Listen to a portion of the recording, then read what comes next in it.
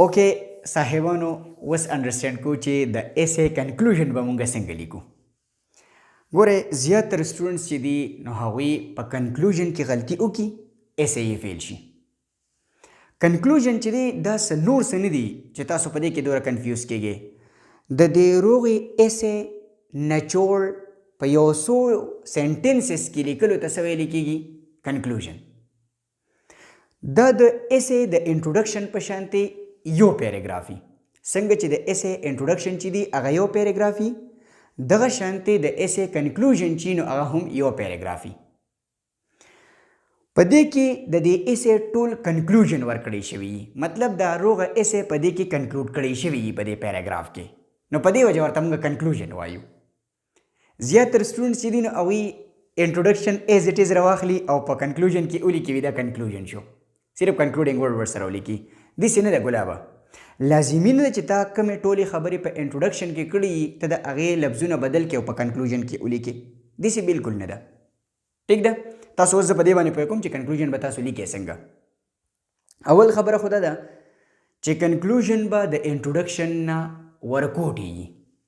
کنکلوژن چې هغه د انټروډکشن نه څه یي لږ یي دی نه، سینټنسز پکې کم یي. دغه شانتي په انټروډکشن کې تا د یو آوټلاین نه یو پوینټ چې دی هغه راغستی یي. په کنکلوژن کې به ته یو پوینټ نه لیکې، یو څو پوینټس به ولیکې او د هغې نه بعد به څه چلو کې بیا به وله اوپن آیډیا چې دی هغه به ورته پرېږدئ چې مطلب دا ټولې خبرې چې دي دا د دې نه په اخوا په دې پسې دي. ټیک ده؟ بل په ایسے کې ډېر شي خبرې تا داسې کړي دي چې هغه په کنکلوژن کې ته نه لیکې، ځکه چې دا خو ته دا خبره څه کې کنکلوډ کې. نو په دې وجه باندې په انټروډکشن کې چې مونږ څومره انفارمیشن ورکړي یي دغه شانتې مونږ په کنکلوژن کې نه ورکو. په کنکلوژن کې مونږ لږې خبرې لیکو خو نچوړ لیکو د روغې ایسې. ښه اوس تاسو داسې وکړئ چې دا خپل ذهن لږ هغې لیکچر ته بوځئ په کوم لیکچر کې چې مونږ د ایسې سټرکچر چې دی هغه انډرسټینډ کړی و. ټیک ده؟ مونږ دا خبره کړې وه چې کنکلوژن چې نو دا به یو پیراګراف وي. تاسو وګورئ کنکلوژن یو پیراګراف دی. ما تاسو دا ویلیو چې دا کنکلوژن د ایسے په لاست کې لیکلی شوي، مطلب آخري پیراګراف به وي. نو تاسو وګورئ دا آخري پیراګراف دی، لاست پیراګراف دی. په دې کنکلوژن کې به کنکلوډینګ ورډز وي. نو تاسو وګورئ په دې کې څه دي؟ کنکلوډینګ ورډز دي پکې، ان ا نټ شیل یا دیر فور ټو کنکلوډ دا لفظونه به وي پکې. نو وګورئ ان ا نټ شیل ما الریډي لیکلی دی. ټیک ده؟ دغه شانتې دا به د روغه ایسے مونږ ته کنکلوډ کي. نو تاسو وګورئ که د روغه ایسے کنکلوډ کړې ده او کنکلوډ کړې نه ده. ټیک شو؟ اوس وکې د دې طرف ته زه تاسو ته لږ په پښتو کې خو پې پویه کوم چې بیا تاسو د ایسے کنکلوژن لیکئ چې غلطي درنه نه کېږي. ما څه لیکل دي؟ ان ا نټ شیل مطلب دا دی چې یو کنکلوډینګ ورډ یا کنکلوډینګ فریز مې لیکلی دی. It can be stated that mobile phone has become as essential as oxygen for life. And without it, leading life is very difficult. تاسو وګورئ د دې سنټنس نه پته لګي چې بالکل کنکلوډینګ سنټنس دی. دا ټولې خبرې څه کړي دي؟ کنکلوډ کړي دي. چې څو په مختصر لفظونو کې دا ویلی کیدی شي، دا زه وایم چې څه خبره ده؟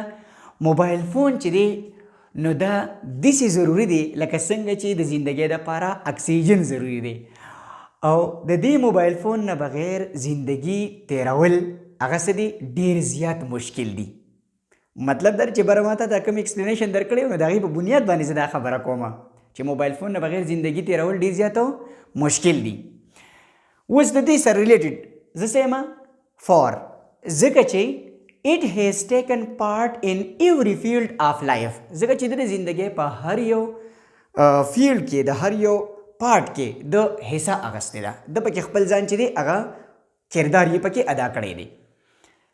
whether it is education، کوچري هغه ایجوکیشن دی، ټریډ مطلب هغه تجارت دی یا بزنس دی، هیلث کو هغه صحت دی، ټرانسپورټ or any other part of life یا د زندګۍ بل یو حصه ده. نو په دې ټولو کې د خپل کردار ادا کړی دی، حصې پکې اغستې ده. تاسو وګورئ په دې کې هم ټوټل پوینټس نه دي لیکلي که نه، یو څو پوینټس چې دي د انټروډکشن هغه مې پکې راغستې دي، او د هغې نه بعد مې بیا څه کړی چې د زندګۍ نورې حصې دي نو په هغې کې هم د څه کړی کردار یې ادا کړی دی، د پکې خپله حصه اغستې ده. مطلب دا دی چې دوباره ایکسپلینیشن ته ضرورت نشته، دا الریډي په باډي پیراګرافس کې دا ټولې خبرې ایکسپلین کړي دي ته.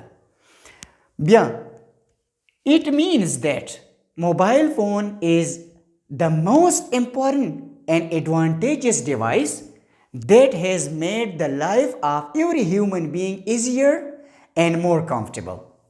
د دې دا مطلب شو چې دې موبایل فون څه چل کړی دی، د انسان زندگی ډیره زیاته آسانه جوړه کړې ده.